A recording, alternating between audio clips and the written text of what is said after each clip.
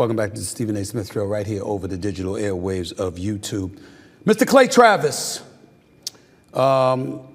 he has his Outkick show where he's talking about a plethora of things, and obviously he made his position known about the University of Florida eradicating its entire DEI, diversity, equity, and inclusion program and firing all of its employees. It's something he celebrated. It's something he said he celebrated, said so unapologetically, and essentially verbalized his wish that DEI programs be completely eradicated throughout the United States of America.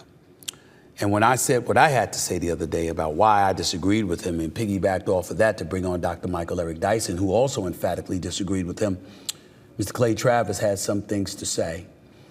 I saw some of it. I haven't seen all of it, so I don't want to comment in its entirety about everything that he had to say. But I will tell you that the first 25 to 30 minutes of his diatribe, or soliloquy, or monologue, whatever you want to call it, I will tell you that he did not address what I asked.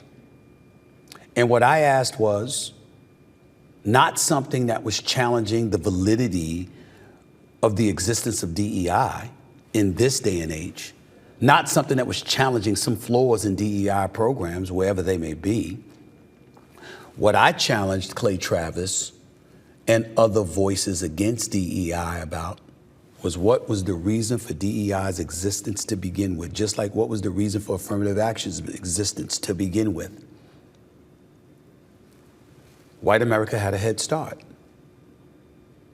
White America went about the business of demonizing, marginalizing, pigeonholing, and ultimately, in most cases, ostracizing a segment of this population that were primarily minorities.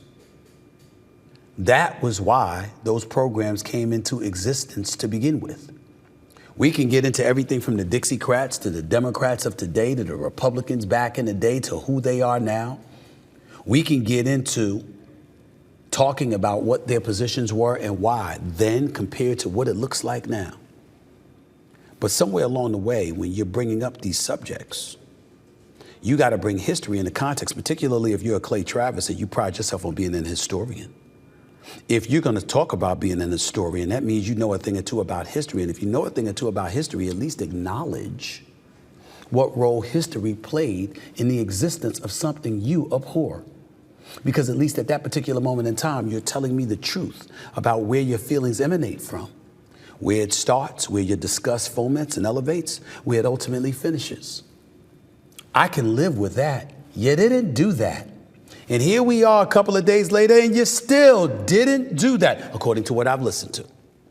Now, I haven't listened to everything, but I respect the opinions of Clay Travis, and I know how smart he is. He's not stupid, and a lot of his opinions are well thought of, which means when I say that you didn't answer that question, again, I'm going to go back and listen to the rest of your show and find out whether or not you truly did avoid that question that I asked your entire show. But assuming for the moment you did, let's be clear, it's intentional.